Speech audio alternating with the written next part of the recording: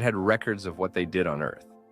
This time, Paul saw Jesus Christ standing to appear to be at a golden altar with a beautiful scepter in his hand. The noted evangelist placed another large set of Book of the Deeds that he has done on the earth on the altar. Christ lifts up the scepter and touches the books. Fire immediately swirled over the books, turning them into a heap of ashes. The minister hung his head down, and with Christ, a look of disappointment on his face. Christ somberly stated to the evangelos, "Enter into your rest."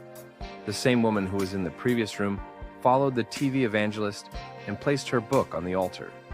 She relevantly waited until Christ lifted his scepter, descend the fire of judgment on her works and deeds, as the scepter of Christ was raised, and touched the book, but this time, instead of turning into gemstones, it turned into liquid gold. As the liquid gold poured over the altar, Jesus reached down behind the altar and molded with his own hand a special crown for the woman. Jesus took the gemstones from the other room and placed the gemstones into her crown, with his own design and form. Upon completion, Christ handed the woman her crown and placed it upon her head, and told the woman, "Well done, thou good and faithful servant. Enter into the joys of my kingdom." Matt 25:21. It was Paul's turn to stand in line once again. A godly fear swept over him, and then Jesus turned to him and raised his hand and said, "Wait." Certainly the minister gained consciousness in the hospital. The sun was breaking through the window and was completely healed of double pneumonia. He heard the Holy Spirit say to him, "Prepare for that day."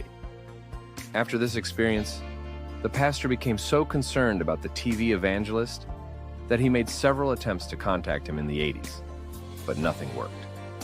He found it impossible to get a message through to him. Several years later, experienced a terrible moral failure, a sin that cost him his ministry and his integrity.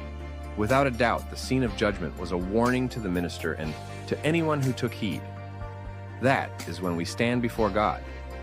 We could lose our reward. The reward is available if our works abide, as the Bible says. I hope this story will help you understand that you only have one life to live. So make it a good one that you want to see again and do good to others. Thanks for watching.